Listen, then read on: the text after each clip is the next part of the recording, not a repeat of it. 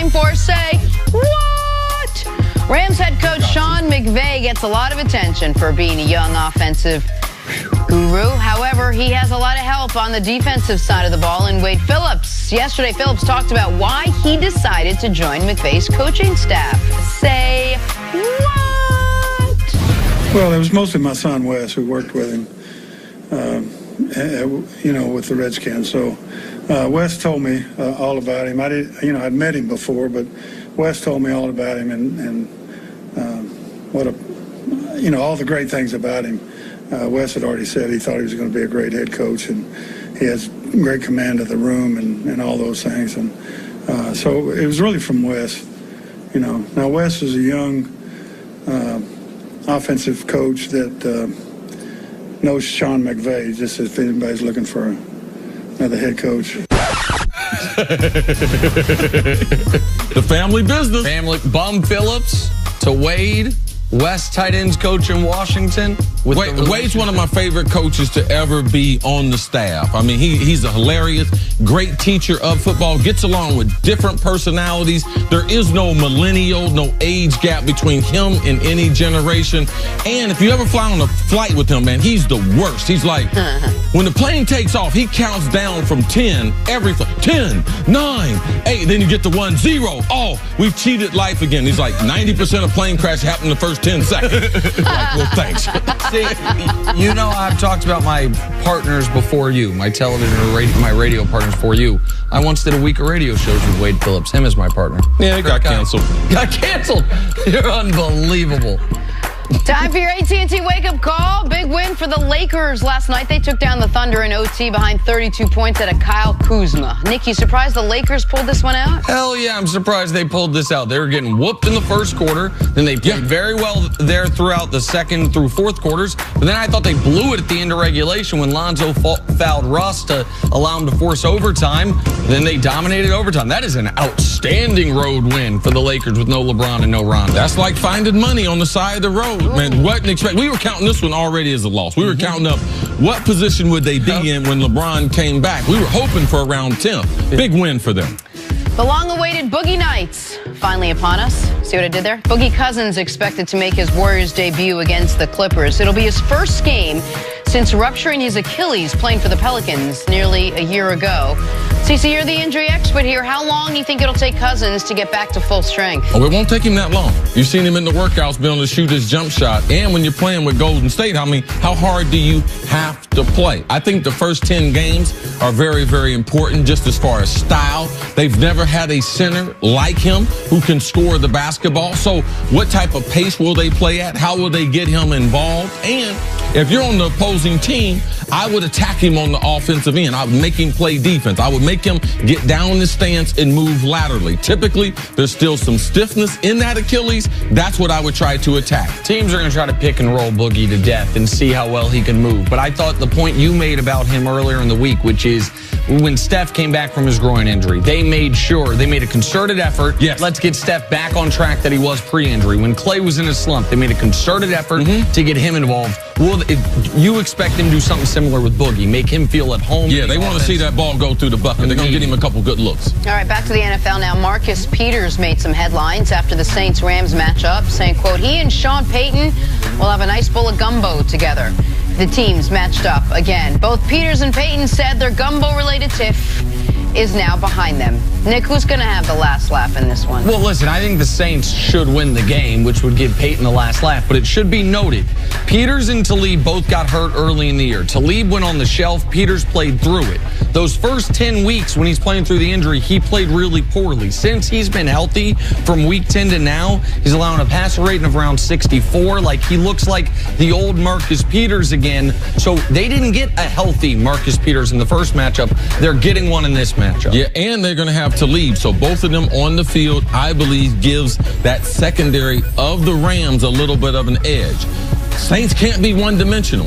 They can't throw it to Michael Thomas 20 times. They're going to have to be able to get Teddy Ginn and others involved. I believe this is one of the great matchups that we're going to see this weekend. Saints wide receivers versus Rams secondary. That touchdown right there is the last touchdown pass Marcus Peters has allowed this season. Yeah, but that interview won't be his last spicy one.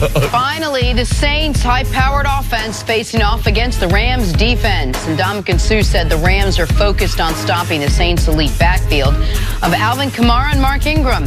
See, whose backfield is more important on Sunday, the Saints or the Rams? Well, Nick brings up a point as far as Jared Goff in this quarterback, the 4 quarterbacks, even though I believe he's got good throwing talent and he's got a very good arm and great release and great timing, he's got the least talent of all the 4 quarterbacks. So you can't run that offense without their running game. You can't run that without Todd Gurley and the force for which they try to get him running downhill. On the other side, Drew Brees, he's been more effective at this point in his career the last 2 years. Why? Because they run the ball. Both of these offenses are set up that their running games are vitally important. I just believe with the injury to Sheldon Rankin, that offensive line of the Rams, it becomes more important to try to wear down the Saints. When you come into an offensive huddle, there's 2 different types of verbiage. There's one verbiage, which is very, very long for a pass play. Typically, the running plays are very, very easy. Let's go scat right 32 blast. You don't need a whole bunch of communication to be able to do that. It's just a matter of trying to move guys off and get onto your assignment. So it's important that the Rams are able to quiet down that crowd. So I'll have to go to the lean of the Rams backfield because of the style for which they're trying to play. And that's in regards to when the running backs are actually running the ball. But when the running backs are split out, Justin talking about these matchups all week, and I want you to expand on this, so I'll cede my time to you for a moment. The Kamara out of the backfield as a receiver, I think you believe could be the biggest key to this entire football game. What Kamara does, catching the ball, whether it's out of the slot, whether it's coming out of the backfield and running or wheel route, that could be the Saints' biggest edge in this entire matchup. Just imagine if Odell Beckham, if they lined him up in the backfield behind the tackle, quarterbacks in shotgun. Imagine Antonio Brown lined up in the shotgun next to the quarterback, and he's running the route on a safety and or a linebacker. The weakest part of the Rams defense are their linebackers that they play. And to me, this is the mismatch of the weekend. Can you get Kamara in space on these linebackers and or on these safeties? I don't believe there's an answer. I believe on certain plays, they're going to bracket Michael Thomas and they're going to bracket Alvin Kamara coming out of the backfield. That's the only way they're going to be able to stop him and slow him down. Which is why having Ted Ginn back is so important, because you bracket both those guys. Ted Ginn, whomever on him, is going to have no help, and Ted Ginn, till he's 50 years old, is going to be able to run a straight line as fast as just about anybody in the world. I do believe Gurley has to be great. He's the best player on the Rams offense, and I want to, C.J. Anderson, he's 120, 170, 140 as far as his yardage production over the last 3 weeks. Can he, behind that excellent Rams offensive line and an injured Saints front, can he be effective in wearing them down? But Alvin, what Kamara and Gurley can do as catchers of the football out of the backfield, that could be the best weapon each of these offenses has. It should be noted, the Saints have not given up a 100-yard rusher since week number 17 of 2017. Right. All right, so one of the best in the league as far as keeping backs under 100. Let's get back and talk about the Patriots now. It's become almost an annual ritual to wonder if this is the last iteration of Brady and Belichick. They can't possibly come back and do this yet again next year, can they? We seem to always ask, and we seem to always be wrong. So they get set to play in their 8th straight AFC Championship. When asked about the 2 cornerstones of his franchise, Robert Kraft did not understate how they should be remembered. Definitely the greatest player of all time, not just quarterback, in my opinion, because he's such a leader in the locker room. And for someone double the age of some of the players to be able to lead like that and connect like that and have the work ethic that he has, and at the same time, so pleasant to be around. It's, you know, I'm really the luckiest guy in the world. What do you think Bill's legacy would be? Oh, he's the GOAT of coaches, just like our quarterback is the GOAT of quarterbacks. I mean, and no one can dispute it. And the fact that our organization has been able to perform at this level in the age of the salary cap, you know, when everyone spends the same amount of money. So, look, I'm pretty proud that we've been able to keep him and our quarterback together for 19 years. Please God, it'll be 2 decades next year. All right, Cece, what do you think? There's a lot that Robert Kraft said there about both his quarterback and his coach. And we were talking about this week, how unique a situation it is that these two have been so successful for so long in one place. And then you also add Robert Kraft here, and we don't talk that much about how important he is to this organization as well. It's a great story, and it's a great story, and very, very rare you're going to be able to get these types of moments where you have the owner talking about a player. And to add to what he's saying as far as Tom Brady being the greatest quarterback and or one of the greatest players, Tom Brady should have the title as the greatest quarterback. Now, it's hard. I'm going to take the Michael Jordan approach and say it's hard to compare players that played in different eras. And to say that Tom Brady was as good as all the players that played in the 60s, he was better than Jim Brown, like that would be hard for me to argue that, what Jim Brown meant to the game of football. And I can understand all his arguments as far as Tom, how long he's played, yes, his leadership, all that, yes, that would match up. But to say he's the greatest, I would just say there's a list of players that all should be included if you're ever talking about the greatest players ever. It should be Jim Brown, it should be Lawrence Taylor, Deion Sanders, and Tom Brady. Jerry Wright should be included. Those are the 5 players that I would say have made an impact on football like no other. So I won't say that one of them is the greatest of all time. And if I was to lean to one, I would lean to what we do in the Hall of Fame. We would lean to Jim Brown. Brady's made an impact on the game like we've never seen before. His ability to be able to lead young people in this new millennium, I think is very, very special, and people should add that to a skill. The reason that basketball has the most vociferous GOAT debate is not just the LeBron Jordan stuff. It's because you play offense and defense. You got to guard multiple positions.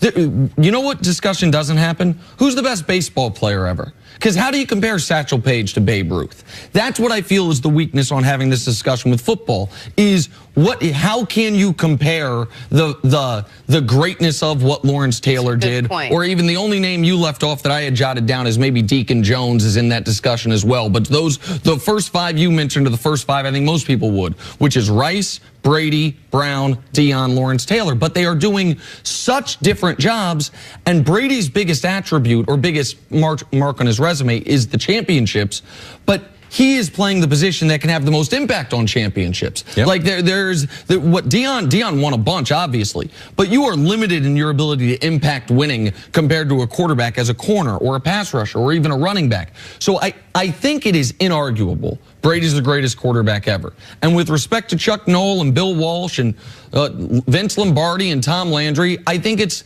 becoming inarguable that Belichick is the greatest coach ever. But I don't think there is such a thing as greatest baseball player ever. There's greatest pitcher and there's greatest positional player. And I don't think there's such a thing as greatest football player ever, just because they're asked to do such different jobs, even if they were all in the same era. Tell me what makes a coach the greatest coach of all time besides his record.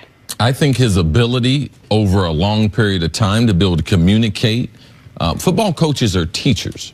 And their ability to be able to teach football and teach life to grown men. That's what you have to be able to judge a football coach on. Yeah, you're going to judge it on championships, but then you go into the different eras. Belichick's been a part of 3 different decades, but they're different. How the salary cap, no free agency. Now we're in 60% movement on every team with the draft, all those things. I think he's done a brilliant job of changing from I'm going to be a defensive dominated team for 10 or 15 years to I'm going to be an offensive driven team for the last 10 years. So I think his flexibility ability and how he still teaches football is second to none. And you mentioned Robert Kraft, and this sound bites obviously from Robert Kraft, and we've talked throughout the week about how Robert Kraft traded for Bill Belichick when that wasn't the most popular move. He was the owner of the team when they drafted Tom Brady, the famous story of Brady walking up to Robert Kraft saying, best decision you ever made. See, Robert Kraft is going to join you in the Hall of Fame one day. Like, he should be.